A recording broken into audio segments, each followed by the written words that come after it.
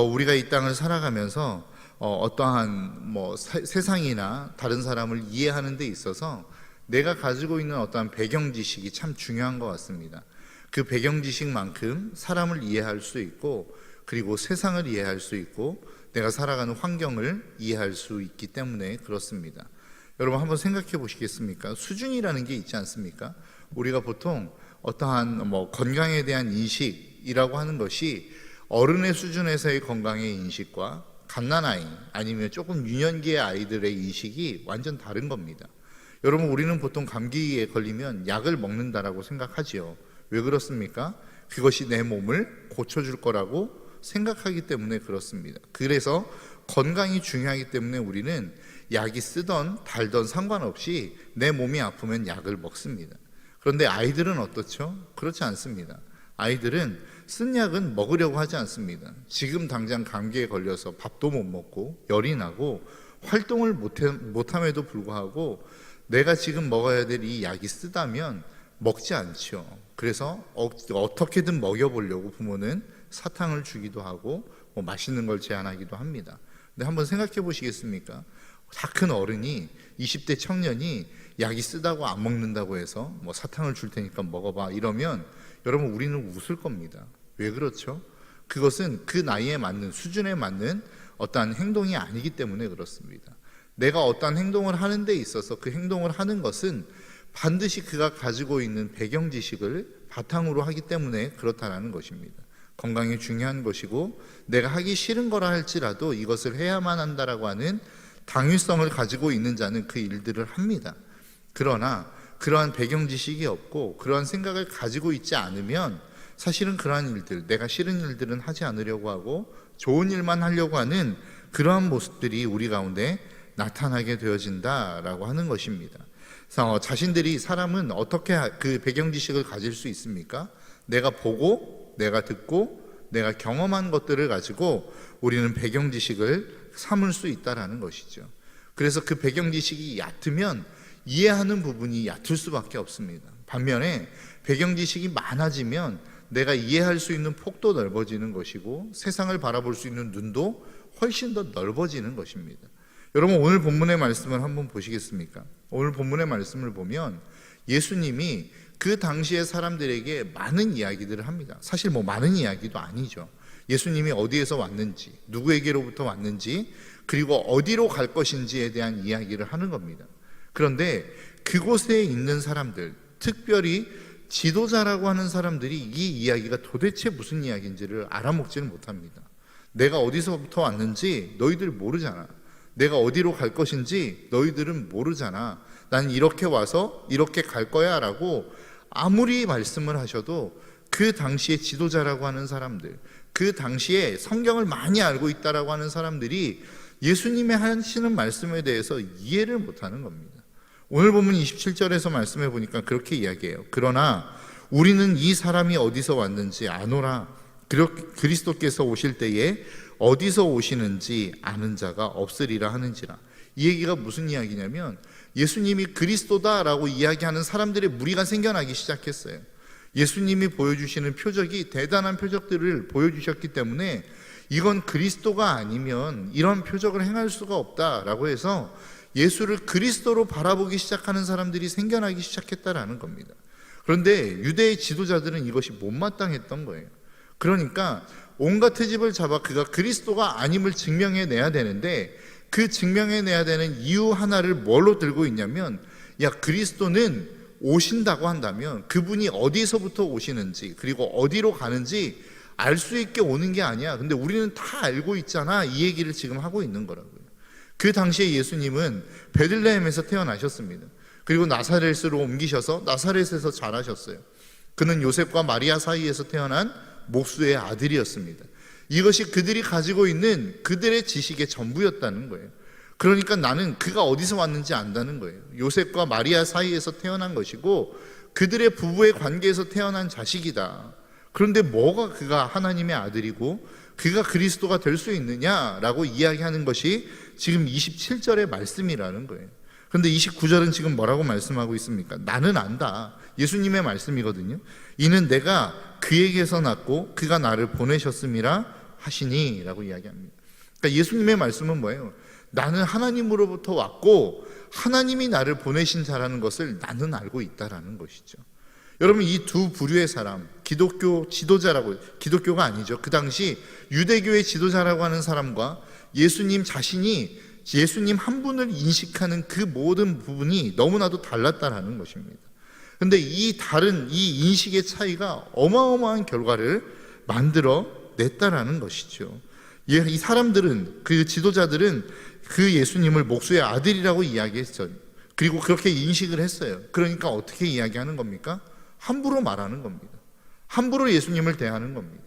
함부로 그분에게 말하고, 함부로 그들에게 그 예수님을 비난하고 핍박하고 조롱하고 그리고 저주의 말들을 퍼부었다라고 하는 것이죠. 반면에 예수님 자신, 그가 하나님의 아들임을 인식했던 그 예수님 자신, 그리고 그 당시에 예수님을 따랐던 많은 사람들은 예수님을 하나님의 아들로 인식했던 그들은 예수 그리스도를 어떻게 대우했습니까? 하나님의 아들로서 존중했다라는 것입니다. 여러분, 오늘날도 마찬가지입니다. 우리가 예수 그리스도를 어떤 분으로 인식하느냐, 그리고 그 예수 그리스도를 섬기는 자들을 어떠한 존재로 인식하느냐는 우리의 삶의 태도의 모습을 만들어낸다라는 겁니다. 우리의 삶의 자세를 만들어내는 것입니다. 여러분, 우리의 성도들 한 분 한 분을 여러분 하나님의 형상이라고 여러분들은 생각하고 계십니까? 하나님이 부르신 자요, 하나님께서 세우신 하나님의 사람들임을 여러분 믿고 계십니까? 여러분, 좌우 앞뒤에 계신 분들 한번 이렇게 보시겠습니까? 하나님의 형상처럼 느껴지십니까? 성경은 하나님의 형상이라고 말씀하고 있다라는 거예요. 그리고 그 하나님의 형상이 그들 안에 있기에 그들을 존중할 수 있어야 된다는 것입니다. 그들을 사랑할 수 있어야 된다는 것이에요. 그것이 하나님이 우리에게 말씀하고 있는 내용입니다. 그런데 우리가 그 하나님의 형상을 대할 때에 과연 그들을 존중하고 그들을 정말로 아름다운 모습으로 대하고 있는가라고 하는 것입니다. 그렇지 않다고 한다면 그들 안에 계시는 예수 그리스도를 우리는 지금 함부로 대하고 있는 것과 별반 다르지 않다라는 것이죠. 왜 우리가 이웃을 사랑해야 됩니까? 왜 우리가 성도를 사랑해야 됩니까? 그들 안에 주님이 계시기 때문에 그렇습니다. 우리 성경은 보통 우리에게 말씀하고 있지 않습니까? 고린도서에서는 너희가 하나님의 성전인 것과 하나님의 성령이 너희 안에 계시는 것을 너희가 알지 못하느냐. 그 이야기는 뭐예요? 우리를 성전 삼아 내 안에 주님이 계신다라는 것입니다. 그 주님을 모신 한 영혼 한 영혼들을 함부로 대하는 것은 다른 말로 표현하면 주님을 함부로 대하는 것과 똑같다라는 것이죠. 여러분, 저와 여러분들의 삶이 그 하나님을, 그리고 그 우리의 성도들 안에 계시는 그 주님을 귀중히 다르게 대할 수 있는 저와 여러분들의 삶이 되시기를 주님의 이름으로 축복합니다. 여러분, 이것이 하나님께서 우리에게 명하신 바입니다. 우리의 모든 한 사람 한 사람들을 귀중하게 그리고 사랑스러운 마음으로 대하라는 것, 그것이 하나님의 명령이요 우리에게 주신 하나님의 계명이라는 것이죠. 그것을 우리가 잘 지키며 나아갈 때 우리 교회 안에 어떤 일들이 일어나겠습니까? 주일 말씀에서 우리에게 주신 것처럼 그제서야 비로소 우리는 원팀이 될 수 있는 것입니다. 한 주님, 한 주인을 섬기는 그 모든 사람들이 하나님이라고 하는 한 분의 뜻을 향하여 나아가기 시작할 때에 우리는 한 팀이 될 수 있는 거예요. 서로의 마음이 다를 수 있고 서로가 생각하고 있는 가치가 다를 수 있지만 하나님이 우리에게 명령하신 하나님의 뜻을 향하여 갈 수 있다면 그 다름이 서로에 대한 협력이 될 수 있다는 사실을 저와 여러분들이 잊지 않으셨으면 좋겠습니다. 모든 사람을 한 색깔로 맞추는 것, 여러분, 그것은 옳은 것이 아닙니다. 하나님이 왜 이 땅을 다양하게 창조하셨을까요? 그것은 그 하나님의 다양성, 그분의 성품 자체가 다양성을 가지고 있기 때문에 그렇습니다. 그리고 그 다양성이 서로 따로 노는 것이 아니라 하나로 어우러져서 이 세상을 아름답게 만들듯이 우리 교회도 마찬가지라는 것입니다. 다양한 사람들이 있어요. 다양한 재능을 가지고 있어요. 다양한 생각을 가질 수 있어요. 그러나 그것이 서로 각각 따로 노는 것이 아니라 그것이 하나님의 뜻 안에서 함께 어우러져 하나로 되어질 때에 그것이 가장 아름다운 모습을 나타낼 수 있다는 것입니다. 여러분, 저와 여러분들의 삶이 그런 삶이 되시기를 주님의 이름으로 축복합니다. 이렇게 많은 사람들, 주님이 아무리 말씀하셔도 알아듣지 못하는 수많은 사람들이 있었는데 그들이 그 말씀을 알아듣지 못하는 이유를 고린도전서 2장 9절에서 10절은 이렇게 말씀하고 있습니다. 기록된 바 하나님이 자기를 사랑하는 자들을 위하여 예비하신 모든 것은 눈으로 보지 못하고 귀로 듣지 못하고 사람의 마음으로 생각하지도 못하였다 함과 같으니라. 여러분 생각해 보십시오. 하나님이 자기를 사랑하는 자들을 위하여 예비하신 게 있대요. 그런데 그것은 귀로 들을 수도 없고 눈으로 볼 수도 없대요. 여러분 이게 말이 됩니까? 그런데 고린도전서 2장 10절은 이렇게 말씀합니다. 오직 하나님이 성령으로 이것을 우리에게 보이셨으니 성령은 모든 것 곧 하나님의 깊은 것까지도 통달하시느니라. 여러분 오늘 본문의 말씀과 고린도전서 2장 9절에서 10절의 말씀을 연결해서 보면 왜 이 사람들이 하나님의 말씀을 못 알아먹는 것입니까? 왜 예수님이 그토록 강조하고 또 이야기해도 이들이 알아듣지 못했던 거예요? 성령이 그들 안에서 역사하지 못했기 때문에 그렇습니다. 그러니까 아무리 똑똑하고 아무리 지식이 많아도 하나님의 일은 하나님의 성령을 통해서만 깨달을 수 있는 것입니다. 하나님의 말씀은 그 하나님의 성령이 우리 안에 조명하실 때에만 비로소 이것들을 우리가 깨달을 수 있는 것이라는 거죠. 그래서 우리 안에 성령의 충만함이 필요한 것입니다. 날마다 우리가 성령을 구하는 이유도 여기에 있는 것입니다.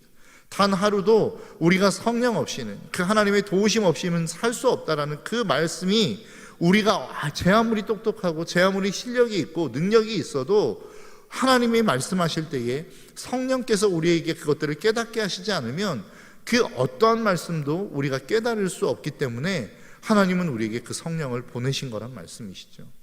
여러분, 여러분들의 삶 가운데 얼마나 그 하나님의 성령을 구하며 살아가고 계십니까?